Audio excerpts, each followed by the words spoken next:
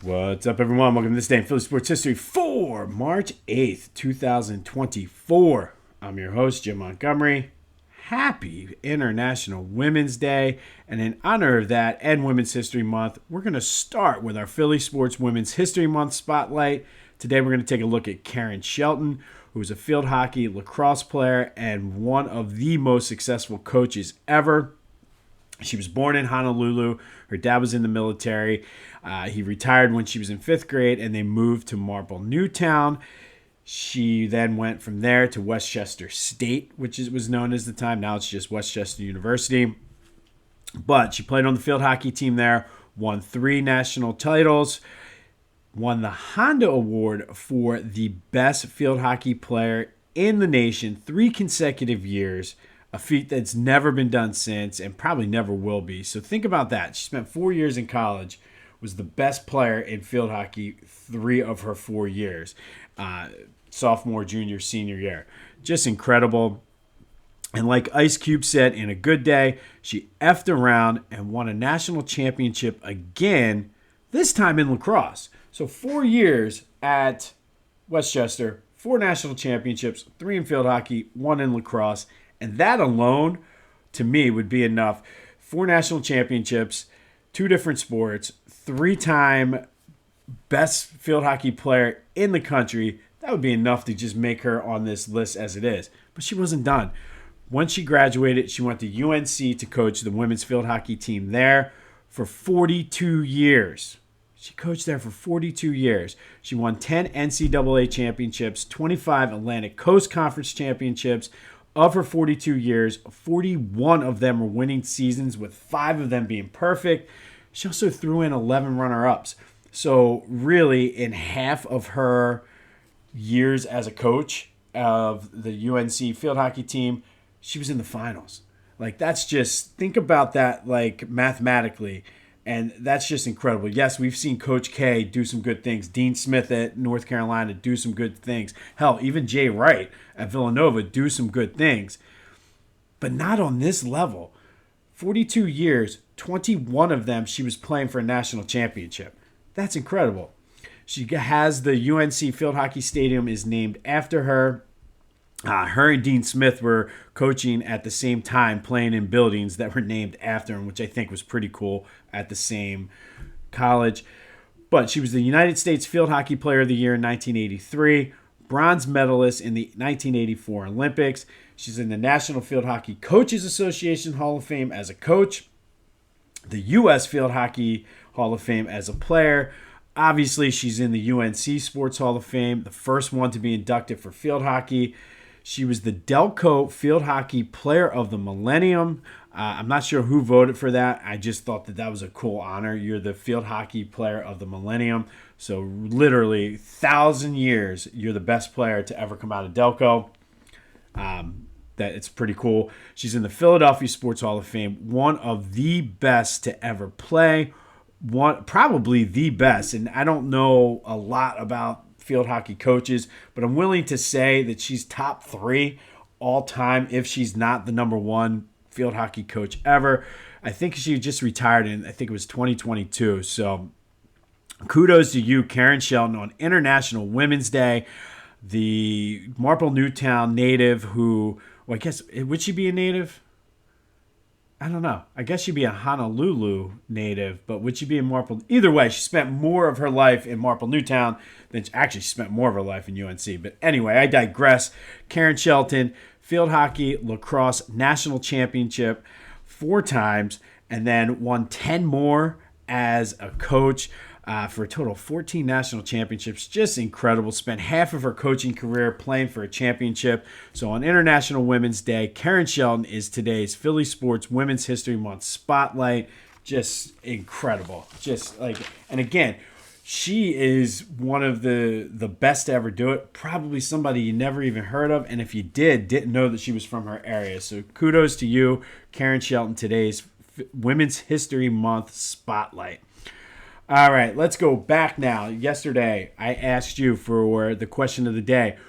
Which player in Philly, I said star, and I'll tell you why that's important in a minute, but which star in Philly sports history has had injuries impact their career the most? And everybody was pretty split on this. Joe won with 33% of the vote, but Andrew Toney, Tim Kerr, and Randall Cunningham were all three right there. I had somebody write in Danny Tartable. And I'm as hesitant. Like, to me, that's a whole different level because he retired after he got injured here after 3 at-bats or whatever it was. And he was at the end of his career, so he was not like a star in Philly. He was a star before he came to Philly. So to me, that credential is a little bit off. But you guys think Joel Embiid? And it's hard to argue that because of all of the different chances and good teams that he had around him. Injuries certainly have played a role. I mean, look at where they went. They were third seed, battling with Milwaukee for the 2 seed, and literally right there behind Boston. Like, ironically enough, Boston went on their run right around the same time that Joe got hurt. They were right there. Now they're battling for the play-in tournament. More on that in a minute. But as always, thank you for participating in the question of the day. 267-495-8531. Leave a voicemail, send a text message, get your voice heard. Be sure to check out A League Apart. It is an exhibit at Camden County College. Brian Michael is the producer of it. He did a phenomenal job talking about the breaking barriers and the legacy of the Negro Leagues in the Philadelphia area. I sat down on an interview with him. If you want to check out the Back to the Future interview, that's Back to the Future with a PH, wherever you get your podcast. Like and subscribe, all that other good stuff. Started to put together the Phillies preview. And again, I'm very hesitant to do that because last time I put it together, Reese blew out his ACL last year. But we will move on and move forward with that. So that's Back to the Future with a PH, but it's easier. Just subscribe to the YouTube channel, and then you'll get everything sent right to your inbox. All right, speaking of those Phillies, yesterday, Johan Rojas went 1 for 4, but was a stud on the base path, turning what would have been a routine single into a double. He's only hitting 200 so far in spring training, but I read a little bit yesterday. Kevin Long, the hitting coach, actually is pretty happy with where he is. He's said he's about 80% there. He said, but yeah, the 20% he needs to do is the most difficult. And he was comparing it to some other guys he had worked with. He said it's more of a timing thing. And he said he does have the ability to eventually hit maybe 10, 15 home runs a year. But right now it's about making contact and using that speed. So I'm going to go with the hitting coach on this one. If he's comfortable with where he is hitting 200, and you got to keep in mind, it's still early in spring training. Today's March 8th. They still have about 3 weeks before they open up against the Braves. So there's still some time to work things out. And obviously this is what they use spring training for. But if Kevin Long is on board, I'm on board with that as well. Jake Cave and Christian Pache, neither one played yesterday, so there's no update on their battle. Aaron Nola was really the only other big name to play. He went 3 2/3, gave up 6 hits, 3 earned runs, 5 Ks.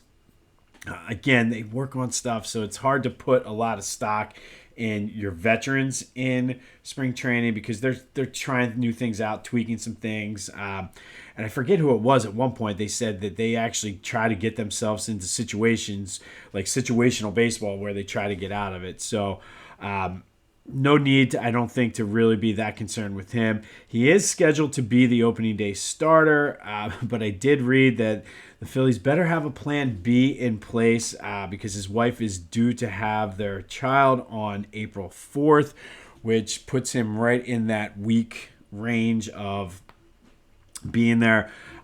But obviously, I mean, Zach Wheeler is a pretty damn good plan B. But we'll have more on the Phillies as it goes. But again, the big thing for me was Johan Rojas. The hit he did have, being aggressive and using his speed, turned that single into a double. So hopefully, like I said, if Kevin Long's okay with it, I'm okay with it. All right, Sixers. They're in action tonight at the Wells Fargo Center against the Pelicans. I almost said the FU Center.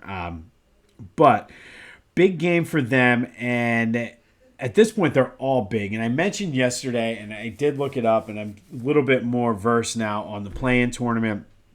So the question I had, like, it kind of popped up. If the Sixers are in the play-in tournament but don't get the 7 or the 8 seed, they will still be eligible to go into the lottery. Obviously, it's hard for them to move up, but anything's possible. So that means even if they finish 7 or 8 and don't get in, they'll still have a chance to get a higher draft pick.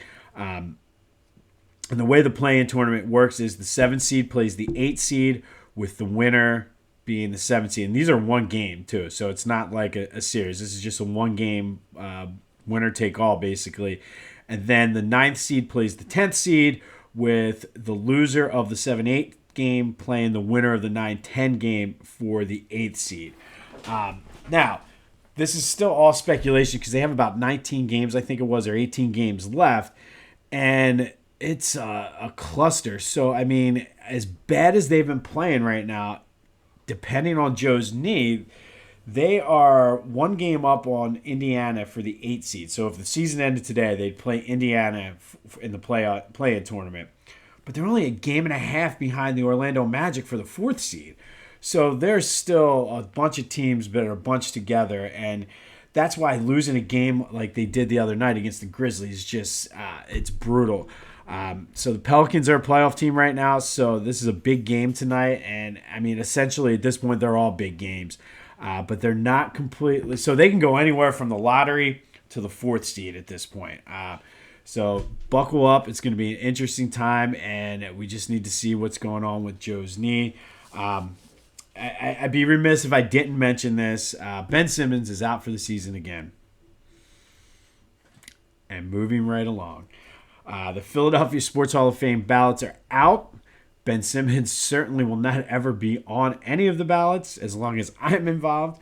But today is actually the deadline. But while there's not really a direct way for you as a fan to vote for who gets in, they do want your voice to be heard. So if you go to phillyhall.org/fansvoice, fill out the ballot, and if your ballot most closely matches the ballot that is the official induction class, you'll win 2 free VIP tickets to the ceremony in November. The deadline to do that is today, so go to that today, phillyhall.org/fansvoice. The link is in the description. I'll be tallying up ballots this weekend. We have a meeting next week to do the final tally. Hopefully I'll be able to announce, once I'm able to legally, I will announce the official ballot here on this podcast. But don't forget, just go to phillyhall.org/fansvoice. Fill out your ballot, and if it most closely matches the official induction class, you'll win 2 VIP tickets. And honestly, the VIP tickets are awesome. You get to go in, you have a meet and greet happy hour almost, where you get to mingle with the induction class. That gets you into the dinner then, where a lot of past inductees come in, a lot of teammates and things like that of inductees. Just really a who's who. And as I mentioned last year, my highlight was talking with Valerie Still, who is the all-time leading scorer and rebounder. I think she's definitely all-time leading scorer. I think she's all-time leading rebounder, too, in Kentucky basketball, both men and women. So it's pretty cool. So all you got to do is go to phillyhall.org/fansvoice, fill out that ballot, and you got a chance to win it. But do it today, because today is the deadline. All right, Flyers news. Great win for them yesterday. 2-1 over the Florida Panthers, who are the best team right now, record-wise, in the NHL. They are hard to beat at home, too. And this is now the second time the Flyers have beaten them at home. Garnett Hathaway scored the game winner with 21 seconds left, so it was an exciting game. And just a great win for a young team that's really, if you look at the moves the Flyers have made, they're kind of, yes, Danny Briere has an eye on the future, but they're going for it right now. And like they're trying to balance the two. Today's the trade deadline at 3 p.m. Really looks like they're set. I know Scott Lawton was one of the guys that they were questioning whether or not he was going to be traded, but it appears that he will be a member of the Flyers, and unless he gets some ridiculous offer that he can't refuse. But what a great win for the Flyers as they're trying to go into the postseason. All right, quick Bubble Watch update. I really need that sounder, and I can see the graphics in my head with bubbles coming up on the screen. But Villanova currently is on the last four in line. They are the number 65 team. Top 64 are the ones that get the bye, so to speak, according to Joey Brackets. But they have a big game coming up tomorrow against Creighton, and then they have the Big East tournament. So they're certainly well on their way and can play themselves into the tournament. Temple Women, and I just want to mention this again. It was a good win for the university, especially with everything that's been going on with them and the fact that as a university, there's a lot going on, but just sports-wise, to have a bright spot like that on more of a national stage, that's not taking anything away from like lacrosse, field hockey, and things like that. But to have this like on a national stage where the women won a share of the American title, it's good for the university. Diane Richardson has done a great job there in just 2 years as the head coach. She's been successful everywhere, so why wouldn't she be successful at Temple? Looking forward to that tournament getting underway and then playing on Monday. We're going to add another name to our bubble watch, and that's the Villanova Women. They are currently on the first four outline. The Marquette Golden Eagles, I think they are. I think they're the Golden Eagles. Either way, they are the first on the first four in line. They're playing each other in the first round of the Women's Big East tournament. I believe tomorrow is their first game. So we'll know tomorrow whether or not Villanova's women has a chance, because obviously if they lose, they're likely heading to the women's NIT. But if they win, that's kind of maybe they flip-flop Marquette and Villanova. So we'll add the Villanova women to our bubble watch. And that has been the Bubble Watch for March Madness. Stay tuned tomorrow for more of that. Sorry. All right, Eagles news. Brandon Graham was on the afternoon show yesterday on WIP. Certainly sounded like he's coming back. I know it's, I want to do it. But like basically the way he was saying things, it's very much sounded like it's coming back. It's just a matter of them getting the right number, which obviously that it will be. I'm sure it'll be announced within the next week. But he certainly sounded like, and you could tell he was trying to be calculated with what he was saying, but it certainly was like almost sounded like it was a done deal. He just didn't want to give up too much information. Also, it does seem as though Fletcher's going to retire. And again, Brandon, not necessarily, kind of read between the lines there. He said, I'm going to miss him. So, like, to me, like, why would you miss him if you're coming back and he's coming back? So, once it comes, we'll give him the props he deserves. But it's certainly good news for me. Like, Brandon Graham, loved him from day one. So glad that he's coming back. There's a lot of free agent rumors, too many to keep up with when it comes to what they're going to do defensively and this and that. But one of the big rumors that's out there that keeps coming up that is intriguing to me. And when I first put my notes down for this yesterday, I was like, no, I'm not in on this. And then open-minded, did a little research this morning and listened to some things and read up on it. And that's the Saquon Barkley rumors. And I'll read it right off my note sheet right now. Barkley rumors, rather have Swift.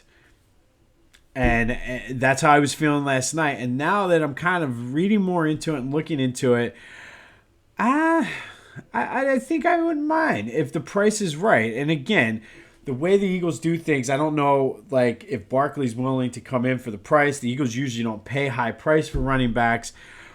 But I almost feel like DeAndre Swift might be the poor man's Saquon Barkley. But if you can get Saquon Barkley, and it's more than just a rumor. Like, there's a lot of smoke around this. He's a localish guy, too, from Allentown. And, I mean, I wouldn't mind it. I mean, he has a game very similar to what DeAndre Swift did. I think, like I said, he's just slightly more. He's that bigger back. I think that what we could use. I don't know. I'm warming up to the idea. And look at this. I've talked about the Villanova's men for the past couple weeks. I was actively rooting for them the other night. I added the Villanova women's basketball team to our bubble watch. And now here I am giving props to a Penn State running back. What the hell is going on with me? But just like Rocky said in Rocky IV, if I can change and you can change, we all can change. I have no idea what that has to do with Saquon Barkley, but I love saying that line whenever I get a chance. We can all change. All right. You know who hopefully will never change? And that's Philly Goat. Get your Eagles stuff. Free agency is coming up. I know the season ended disappointing, but if you're anything like me at this point, free agency is right around the corner. Monday is legal tampering, whatever the hell that oxymoron means. And then Wednesday is the official signing day. But I'm getting hyped up for the new season. And just buy your gear. I mean, why not? They have Eagles shoes too. I've been talking a lot about the fans, but you get the Eagles. Like, it's just go check it out. I think they're called the Reggies or the Eagles shoes. But get some of those canvas loafers for the shore this year. Get your Phillies. I'm telling you, get any Philly shirt and match them up with the fans. That's like what my plan is. But you go to phillygoat.com, check out their selection of Philly sports apparel. They have you covered. I mean, literally head to toe. Hat, shirt, they sell shorts, and I think they sell shorts or sweatpants. Either way, hat, shirt, sweatpants, shoes, they have you covered. Use the promo code Jim Montgomery for 10% off your order at checkout. That's phillygoat.com. Promo code Jim Montgomery at checkout for 10% off of your order. All right, finally today, we're going to go all out of order today, but it's Friday. It's a feel-good Friday. Let's just do it. Go with it. Today we're going to go back to 1941, and on this day in 1941, Phil Mulcahy, who was a pitcher for the Phillies, was drafted into World War II. This is significant because he was the first Major League player drafted into the armed services for World War II. When he got there, he served for just over 4 years. Now, as a player, he was nicknamed Losing Pitcher. And yes, they were very creative back then with their nicknames. He was called Losing Pitcher because he lost 20 games quite often. He lost 20 games in 1938, 22 in 1940, which ironically enough, in 1940, he lost 22 games but made his only All-Star appearance. I guess maybe because so many guys were over. No, they weren't fighting in the war then. I don't know why. That'd be something interesting. He led the National League in earned runs allowed in 1938 and 1939. But again, in 1938, he finished 25th for MVP. Never had a full season with more losses than he had for wins, and that's 9 years. So it got me really thinking. I went down a huge rabbit hole for this one. Turned out it wasn't all his fault. So unfortunately for Mulcahy, he played 8 seasons with the Phillies. And in those 8 seasons, the Phillies averaged 54 wins, including 5 100-loss seasons. So, didn't necessarily have a good team around him. And obviously, Phil Mulcahy, no disrespect, was not Steve Carlton, who's going to win 27 games on a 54-win team. And then the poor guy had, if that wasn't bad luck enough, played his final year for the Pittsburgh Pirates, who went 62-92. So Phil Mulcahy wasn't a bad pitcher. He just played for some very, very bad teams. I mean, the Pirates year would have upped the average wins, but while he played for the Phillies, they averaged 54 wins a year, including 5 times they lost 100 games. And that's not including the 4 years during the time he spent serving in World War II, which I probably should have looked up to see how bad the Phillies were then. But on this day in 1941, Phil Mulcahy became the first Major League player to be drafted into the armed services for World War II. And we know like a lot of those guys then all went over, like Ted Williams, right in the middle of his Hall of Fame career, was a pilot, I think, for the Air Force in World War II. So these guys, like, they were all built different. So, I mean, I'm joking about Mulcahy being nicknamed losing pitcher, but mad respect for him. Thank you for your service, your family. I appreciate what you did for us. And again, this is one of those guys, like, we're joking a little bit because he's a losing pitcher, but wanted to get his name out there and just say thank you for your service. I do appreciate it. But with a name or nickname as such as losing pitcher, again, that's not very creative, but it got me thinking, and there's a ton of great nicknames over the course of Philly sports history, and that is today's question of the day. What is the best Philly sports nickname of all time? I'm going to give you my 4, one from each team, and I don't even know, like, you could ask me again tomorrow, and I'd probably give you 2 different ones, but is it Chocolate Thunder? Is it Concrete Charlie? Is it the Flying Hawaiian? Or is it the Hammer? Let me know. Or is it something else? I feel like yesterday kind of testing this out. Like sometimes I'll do test runs on things. I asked 10 different people. I got 10 different answers. And like I said, I could ask those same 10 people and probably get a different answer today. But what is the greatest sports nickname of all time? Is it one of the 4 I have or one that I completely miss? Is it Darryl Dawkins, Chocolate Thunder? Is it Chuck Bednarik, Concrete Charlie, Shane Victorino, the Flying Hawaiian? Or is it Dave the Hammer Schultz? Let me know. 267-495-8531. Let's have some fun on a Friday. These question of the days, I'm telling you, have been super fun for me. Sparking some ideas for some future things we're doing down the road for the podcast. But what is the greatest Philly sports nickname of all time? 267-495-8531 gets you in. Shout out to Karen Shelton, today's Philly Sports Women's History Spotlight on International Women's Day. Kudos to you, one of the greatest to ever do it, both coaching and playing. On this day, we're going to give a shout out to Phil Mulcahy, who became the first Major League Baseball player to be drafted into World War II.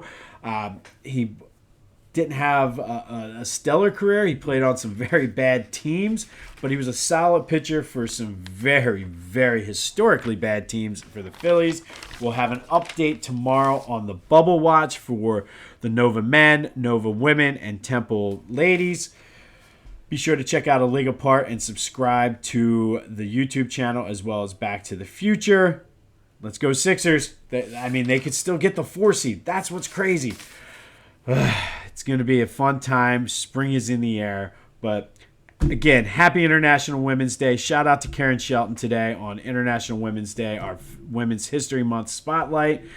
Go have yourselves a Friday. This has been This Day in Philly Sports History. I'm Jim Montgomery. And until next time, I'll see you when I see you.